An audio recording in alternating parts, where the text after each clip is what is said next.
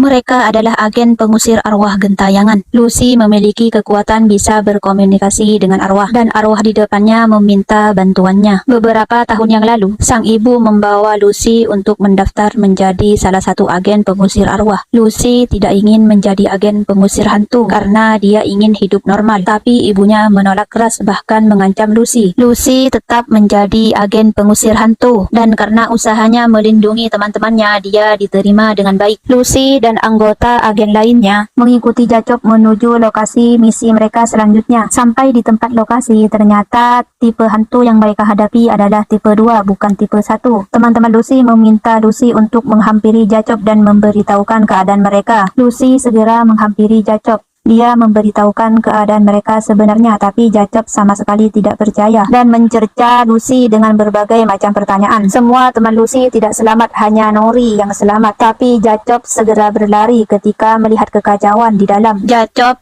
menyalahkan semuanya pada Lucy bahwa Lucy kurang jujur hingga tragedi tidak bisa dihindari. Lalu akhirnya hakim memutuskan bahwa semua agen yang meninggal dianggap kecelakaan dalam bekerja. Nori yang berada dalam pengaruh hantu hanya bisa terbaring di tempat tidur. Lucy protes kepada ibunya karena dia pun menyalahkan Lucy dan menyuruh Lucy untuk meminta maaf kepada Jacop agar kembali diterima bekerja. Karena lelah dengan kehidupannya, Lucy memutuskan untuk kabur dari rumahnya. Dia berkelana untuk mencari pekerjaan yang cocok untuknya. Semua agensi yang dia datangi menolaknya, dan tempat ini adalah tempat terakhir yang dia datangi. Pria tampan ini adalah Anthony Lockwood. Dialah pemilik agensi Lockwood & Co. Setelah melewati berbagai tes ujian, akhirnya Lucy diterima. Lucy dan Anthony bekerja sama untuk melumpuhkan hantu Annabelle. Begitu Lucy berhasil mengambil cincin di jasad Annabelle, kebakaran tidak bisa dihindari. Di dalam mimpinya, Lucy melihat Annabelle. Dia meminta untuk dilepaskan sembari menyerahkan sebuah bunga. Di rumah sakit ketika baru saja bangun dari pingsannya,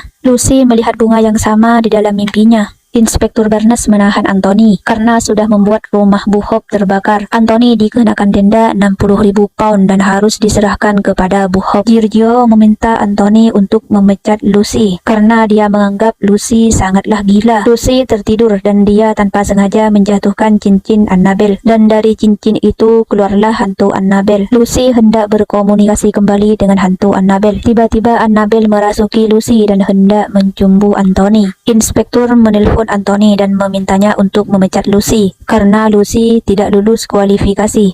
Akhirnya, untuk melunasi denda 60.000 pound, Anthony dan kawan-kawan berencana mengungkap kematian Annabelle. Mereka akhirnya menggali lebih dalam tentang Annabelle dan orang-orang terdekat Annabelle yang sekiranya mungkin menjadi penyebab kematiannya. Inspektur melihat berita di mana ada Anthony di sana yang mengumumkan bahwa dia akan menangkap pembunuh Annabelle. Rupanya Lucy pun menonton siaran itu, tapi dia marah karena tidak ingin disorot. Untuk melampiaskan kekesalannya, Lucy berlatih pedang. Setelah itu dia mendatangi tempat cincin Annabelle berada. Tanpa didampingi oleh Anthony, inspektur membuat Lucy berhadapan dengan pacar Annabelle. Meskipun tidak sedang berkomunikasi dengan pacar Annabelle, Lucy merasakan lehernya dicekik. Lucy marah pada Anthony dan dia memutuskan untuk berhenti karena Anthony hanya menganggapnya sebagai aset, bukan sebagai rekan. Baru saja sampai di rumah, Anthony melihat pria asing dan Anthony berhasil melukai kakinya. Tapi sayangnya penyusup itu berhasil melarikan diri. Melihat cincin Annabelle tidak ada di tempatnya, mereka sangat kesal. Tapi dengan tersenyum, Lucy menunjukkan kalung yang dia kenakan berbandul cincin Annabelle. Lucy dan kawan-kawan mulai meneliti tulisan yang berada di dalam cincin. Mungkin saja arti di cincin itu akan membawa mereka kepada pembunuh Annabelle. Kali ini mereka mendatangi Mr. Johan. Dia adalah klien mereka dan pengusaha sukses. Dengan imbalan 60.000 pound. Tugas mereka adalah membersihkan sebuah rumah. Rumah itu dulunya adalah sebuah biara dengan menelan banyak korban. Mr. Johan melarang adanya bahan peledak atau bahan-bahan lain yang akan menyebabkan kerusakan pada rumahnya. Lingkaran yang mereka buat tidak bisa menghalau hantu. Tiba-tiba kondisi sangat mencekam. Sesosok hantu memberi peringatan untuk tidak menuruni tangga menjerit, tapi mereka masih tetap menuruninya. Mereka terpojok hingga ke sumur. Beruntungnya Anthony menemukan sumber hantu itu. Anthony segera mengeluarkan suar dari sakunya dan melemparkannya ke dalam sumur tempat hantu itu bersumber. Ternyata yang membunuh Annabelle adalah Johan, dan Johan pula yang menyusup ke rumah Anthony untuk mencuri cincin Annabelle. Hantu Annabelle keluar dari cincin yang dilemparkan oleh Lucy. Lalu hantu itu berubah mengerikan, lalu menyerap sumber kehidupan Johan hingga mengering. Inspektur membuat perjanjian dengan mereka bertiga. Hutang mereka sebanyak 60.000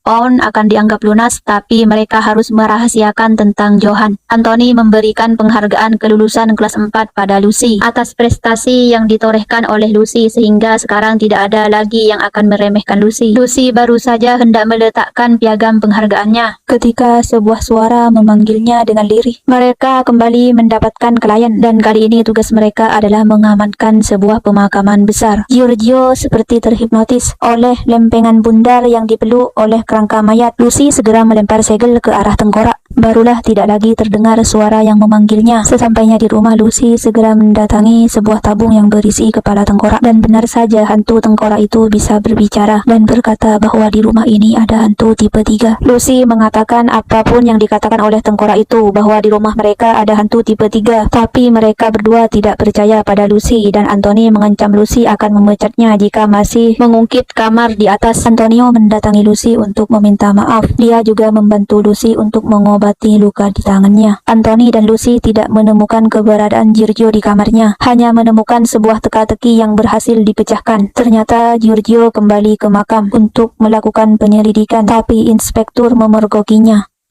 Selamat datang kembali di Movies Film bersama saya, Azalea. Jangan lupa di subscribe dan tekan tombol loncengnya, karena dukungan kalian akan sangat membantu pada perkembangan channel ini. Terima kasih. Mereka bertiga menemukan sebuah lencana di mayat yang mereka sedang selidiki, dan berkesimpulan bahwa lencana itu milik pemburu relik. George melakukan penyelidikan ke sungai, dan dia menemukan mayat dengan kondisi tubuh yang sudah sangat mengerikan. Di pinggir aliran sungai, Lucy menemukan seorang bayi. Dia berusaha mengambilnya, tapi tiba-tiba saja bayi itu berubah menjadi hantu dewasa. Hendak menerkamnya, tapi tiba-tiba saja menghilang. Lewat Flo, Anthony menanyakan bagaimana cara berhubungan dengan Charver, yakni salah satu pemburu relik. Lalu sesuai saran Flo, Anthony menuliskan alamat tinggalnya dan menempelkannya di kedai. Lucy pura-pura pingsan dan ditempatkan di tempat yang sama dengan Anthony. Begitu lengah, dia segera menyerang dan membawa Anthony untuk menyelamatkan diri. George sedang termenung dan dia melihat bayangan mengerikan di kaca, sehingga dengan refleks dia menghantam kaca. Lalu tengkorak di dalam wadah tertawa. Mereka bertiga bersiap menyambut kedatangan Charver, tapi mereka dikejutkan dengan kedatangan Charver yang sekarat. Mereka bertiga melihat sebuah belati menancap di punggung Charver. Meninggalnya Charver membuat mereka bertiga dikeluarkan dari misi mencari cermin tulang, karena mereka bertiga sudah terekspos. Tapi Anthony tetap bersikeras. Anthony melihat bekas jejak Charver di lantai. Dia juga menatap pada kamar larang yang pintunya masih tertutup. Tengkorak di dalam wadah berbicara dengan Lucy bahwa sebenarnya Mr. Steph adalah tuannya, dan berkata akan memandu mereka bertiga ke rumah tuannya. George yang ditinggal berdua dengan Anthony mengungkapkan kekesalannya karena Lucy lebih menganggap tengkorak itu sebagai tim daripada mereka berdua. Lucy berhasil menemukan dokumen yang dimaksud tengkorak itu, tapi tiba-tiba hantu orang-orang yang dibunuh oleh Dr. Steph berdatangan. Beruntung Anthony dan George segera menemukan dan menyelamatkannya. Baru saja Anthony sampai di rumah, dia melihat lantai yang kotor. Ternyata itu adalah bekas sepatu Flo.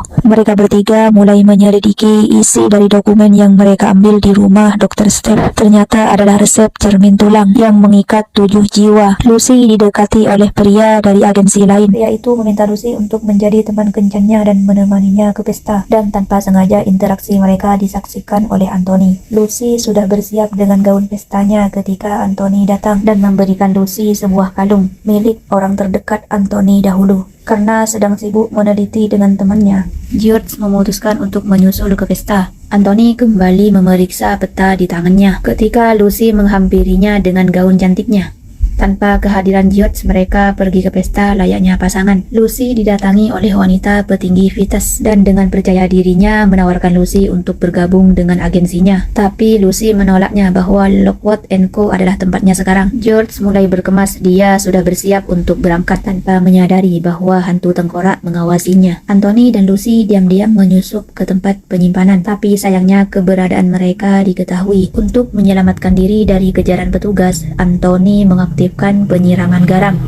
George keluar dan berjalan seorang diri, hendak menuju ke tempat misi mereka selanjutnya akan dilakukan. Anthony dan Lucy berada di dalam mobil. mereka berdua berhasil melarikan diri. Flo segera membekap dan menarik George, dan tak lama kemudian Anthony dan Lucy datang menyusul. Mereka berempat bersiap menuju di mana tempat cerminnya akan dilelang. Lucy hanya menyusup berdua dengan Anthony. Lalu mereka bertemu dengan salah satu agen yang menyamar. Agen itu memperingatkan Lucy dan Anthony untuk segera pergi. George bergabung dengan Flo untuk menunggu kedatangan Anthony dan Lucy. Mereka bertugas mengamankan keadaan sekitar dan menjaga perahu agar tidak ketahuan orang-orang yang hadir di pelelangan menggunakan jubah dan tudung. Hal itu memudahkan Anthony dan Lucy untuk menyusup. George yang sejak awal sudah mulai waspada, dia menyadari bahwa perahu yang ditumpangi mereka mulai hanyut, tapi Flo malah bersikap tenang dan meminta George untuk minum. Gagal menunjukkan kartu identitasnya, Anthony ketahuan. Karena Anthony sudah ketahuan, Lucy segera melemparkan suar yang sudah hidup. Lalu Anthony segera mengambil cermin yang dilelang. George marah pada Flo ketika tahu bahwa Flo sengaja menjauhkan perahu dari dermaga. Ketika sedang berdebat, terdengar suara Lucy yang meminta tolong, dan mereka segera bergegas kembali ke dermaga. Melihat kedatangan George, Lucy segera melemparkan cermin kuno yang dia pegang pada jaring yang dibentangkan oleh George dan Flo. Lalu Lucy dan Anthony memilih lompat dan menceburkan diri ke dalam air. Flo dan George berhasil membawa cermin kuno hingga sampai di depan gedung agensi. Sebelum berpisah, mereka berjanji untuk bertemu kembali dan menghabiskan waktu berdua. Anthony dan Lucy berhasil keluar dari dalam air hidup-hidup. Mereka berbaring bersisihan dan menghirup udara di sekitar dengan fokus. Bukannya masuk ke dalam gedung untuk menyerahkan cermin kuno itu, George malah berlari ke telepon umum dan mengatakan kepada seseorang di sana bahwa dirinya berhasil mendapatkan cermin tulang. Lucy marah pada Anthony karena setelah malam ini mereka berdua akan diburu, baik oleh agen lain maupun oleh pemburu relik. Lucy dan Anthony tanpa sengaja melihat gambar George. Barulah mereka berdua menyadari bahwa George tidak sedang baik-baik saja dan mereka berdua harus menemukannya. George menemui Pamela di pemakaman dan bersama-sama masuk ke area makam. Bersama-sama hendak melakukan eksperimen pada cermin tulang. Lewat hantu tengkorak, mereka berdua tahu keberadaan George dan siapa sebenarnya Pamela dan segala tipu dayanya. Karena Pamela dan George sama-sama berada dalam pengaruh cermin tulang. George melihat Gibbs, salah satu agensi lain, sedang diserang oleh hantu. Setelah berhasil membunuh hantu itu, George menjadikan Gibbs sebagai tawanan. Sampai di pemakaman,